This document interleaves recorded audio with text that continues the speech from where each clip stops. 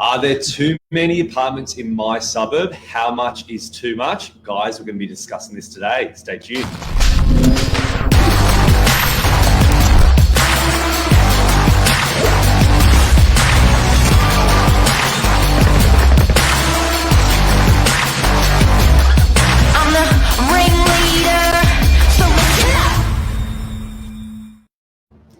Good morning, Billy. Hello. How are you going this morning? We're really good. I've got some really good news for the people out there. Tell us. Love Island Season 9's coming back on. Oh, no. Yeah. One of my favourite shows of the year. I'll be stuck to the TV again. I think that's shocking. But I'm glad you're excited. Yeah, the boys in the office rinse me for it every year. Look, Anyway. everyone's got their own hobbies. Guys, today we're going to be talking about, are there too many apartments in my suburb? A topic that I think is great for, especially with all the new development that's going up around Sydney at the moment. Actually, something that's slowed down a little bit over the past couple of years, but due to COVID. But just speaking about sort of suburb by suburb and sort of debunking some myths and just going through some of the facts and figures in terms of a lot of suburbs around Northern Beaches, around greater areas of Sydney. How much is too much in terms of apartments going in? Yeah, it's a really interesting one because you compare somewhere like DY, which is a bit unique for the Northern Beaches. Mm-hmm. It holds a high sort of density compared to everywhere else. Yeah. It always seems to be like there's something going on in DY. It is. That, you know, there's never, or even when you feel like there's already enough apartments, they always find a way to sneak in another small block somewhere. Can I make a fun fact about that and the reason why I think it always feels that way? Yeah, go. Majority, and I don't know if you guys pick this up as well if you're Northern Beaches locals, but majority of the time when a new development goes up in DY, especially over the past sort of 7-8 years, majority of them have all been on the main road, all on Pittwater Road. So you look down the side streets of DY and there's all the older apartment blocks that are 20, 30, 40, 50 years old, 60 years old plus. All the newer blocks, or majority of the newer blocks, are all going up on Pittwater Road. So it's always in your face.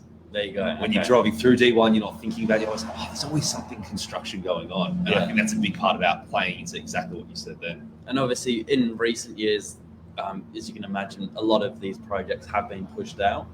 So it's not like they're going up in a week and then you forget about them. Yeah. You know, they're often sitting there. Often they're digging down into the ground before they go up. So this, you know, the scaffolding and the fencing around it, you know, as you said, it's in your face for a while. Exactly. But to compare somewhere like DY to somewhere slightly inner west, we've got a few suburbs to look at as a comparison this morning. It's really interesting to, I guess, weigh up how much is too much. Yeah, exactly. And guys, we're going to be talking about, I guess, newer development going up, and then also, I guess, the residual stock sitting in a suburb. So, for example, obviously being our core market, DY. In DY, there is, give or take, about 10,000 properties, 10,000 apartments, give or take. Now, that 10,000, for majority of, or for the last sort of 40, 50 years, has sat around, give or take, that 9,000-ish mark for a very long time. We've had a lot of old development in DY, and it's been sitting like that for a very long time. Yeah. Now, only recently have we had quite a few newer developments going up, and this is a really key point that I guess is going to be the subject of some of these other suburbs as well.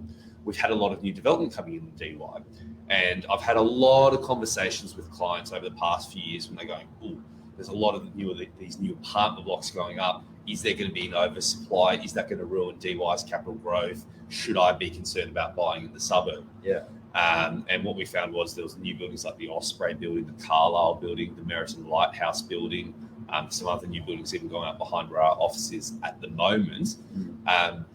Now, guys, to give you a little bit of context, all these new buildings that are going up, one building, the Meriton Lighthouse building, 360 apartments. The Osprey building, I think it's about 80 apartments. The Carlisle building, similar, 86 apartments. Guys, in total, we're talking about an increase of stock, rounding up with the other buildings as well, of about 600, 700 apartments. It's not even 10% of the total amount of stock in the suburb. No. And that's a big thing to make a note of there. Especially when they're not going up at the same time. Sometimes there's a bit of an overlap. But you look at somewhere like probably the most common sort of developments seem to sit around 80, 100 units. Meriton's obviously been the biggest, sitting at closer to 350. There's probably not going to be another Meriton for DY. No, that's a very unique site. That was the sort of the core site in DY where the city centre was revolving around. I don't think we're going to see anything to that scale again. So if you take an average of 100 apartments for your sort of larger, more normal developments in DY, again, you're talking about stock levels that are not on a percentage basis, not huge. Exactly. And the proof is in the numbers. So guys, we were very fortunate enough to be able to sell a lot of these projects off the plan, and they moved very, very quick. So when we notice a suburb is in oversupply of apartments, it tends to be when these newer projects are coming on, they're lasting a very long time. They're struggling to sell out. Yeah. And because that, it's reflective in the suburbs' capital growth. So there's too many apartments. People aren't paying it. Vendors have to discount their prices. These new apartments will sell like hotcakes.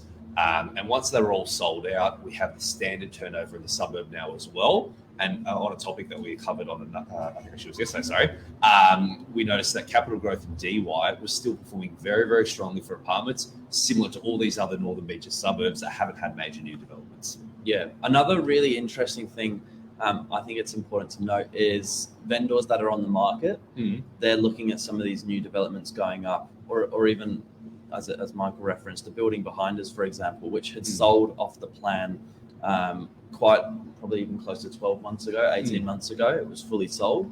And vendors on the market saying, is that new build still going to affect my price, selling today?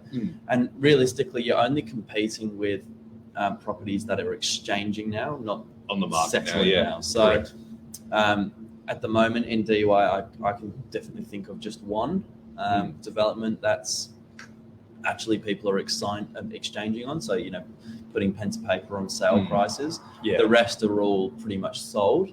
And, once they're sold, it's stock that slowly trickles in. Yeah. But you're not sort of too concerned about past that point. Exactly. So guys, to give a little bit of context, the time for concern is when, this is in my opinion anyway, when a suburb is going up with the amount of units drastically so in terms of percentages, where you've got a unit that a suburb that had 1,000 apartments and it goes from 1,000 to 2,000, 100% increase, 2,000 to 4,000.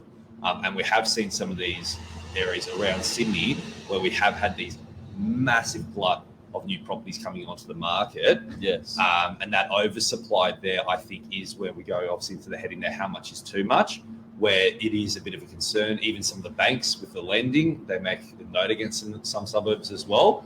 And Billy was actually looking up some suburbs before, or some areas, to give a bit of information regarding it. Yeah, I was just going to roll 10 quick suburbs off the top of the list. Obviously, these are still great suburbs, don't get us wrong, but have been picked up as just potential danger zones, purely based on oversupply.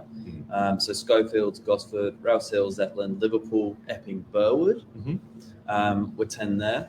And then another interesting thing to look at is the suburbs with a high unit to house ratio.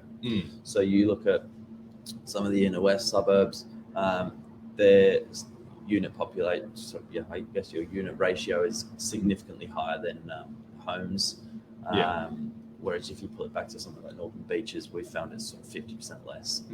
And guys, it seems to be reflective in some of the capital growth as well. And we're not necessarily saying these areas are good or bad to purchase in, but it's more just, I guess, part of today's topic, talking about the supply and going, how much is too much? Yeah. And with some of these suburbs, it's reflective in the numbers. So what we found was DY's capital growth, as we said, was pretty much within 10%, very similar to a lot of other suburbs around the Northern Beaches in terms of capital growth. Some of these other suburbs that were mentioned then, I was looking up the numbers before. So it was about 90% over 80-90% over 10 years. Correct, yeah. That was pretty much anywhere on the Northern Beaches. Correct. Now, some of these other suburbs we were looking up, their unit growth over the past 10 years, one of them was as low as 16%.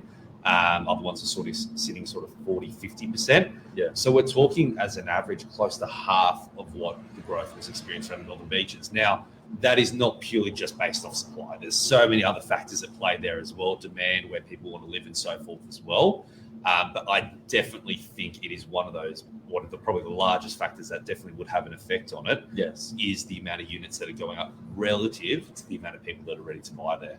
And existing stock levels. Yeah, exactly. And with the suburb that I guess has already got high existing stock levels, has that history of that turnover, such as somewhere like DY, it's good because there's a historical data there. You know that it can perform with it. Yeah. When somewhere's new and it has a lot of units, it probably will become somewhere that's great in terms of. But initially, there is that glut. The market has to make it up somehow, and it normally means people have to discount those prices initially. Just to make sure they're all sold, and then you get that standard turnover afterwards. Yeah, I mean, even from an investment point of view, as Mark said, there's a lot of things to consider and look at. Vacancy rates is probably another good one to have a look at. Mm-hmm. If there's an existing higher percentage in vacancy rates, chances are, a new development is going to struggle a little bit to begin with. There's no doubt about it. There's some great up-and-coming areas, outside of the northern beaches, definitely worth having a look at. Even Luke mentioned a couple there that probably, I don't know about you, Mark, but I'm not so familiar with. Yeah, I'm not as familiar with those areas as well, but I see it as a little bit of opportunistic as well. Because sometimes if you think a suburb has good fundamentals in terms of why you want to buy there, and you go, yes, there's an oversupply at the moment. I'm buying for the long term. I'm happy now that there's an oversupply because I'm going to buy when there's a glut. I'm going to buy at a discounted price, a great apartment. But I know in 10, 20 years' time, this is going to be where people want to live, and it's going to make me good capital growth. So it can be opportunistic as well, even from the buying side or even on the renting side. I know some of these places where they have a lot of rental properties on the market. As someone that's renting the property, you're not really too fussed if it's going up in value or not. Yeah. And you get to pick up an amazing property, live in something that's brand new, absolutely stunning for pennies on the dollar compared to some other suburbs as well. Yeah. So there's opportunity out there. It's true. I think that's it's been quite a short, sharp episode this morning. So guys, what we really just wanted to cover was, I guess, debunking some of the myths in terms of, because a lot of people, I guess, like Billy there, exactly what he said at the beginning. Oh, there seems to be a lot of development going on in DY. Going through and actually understanding what is going on below the surface, understanding the supply and demand of it as well. And what you see on face value is not necessarily what you get.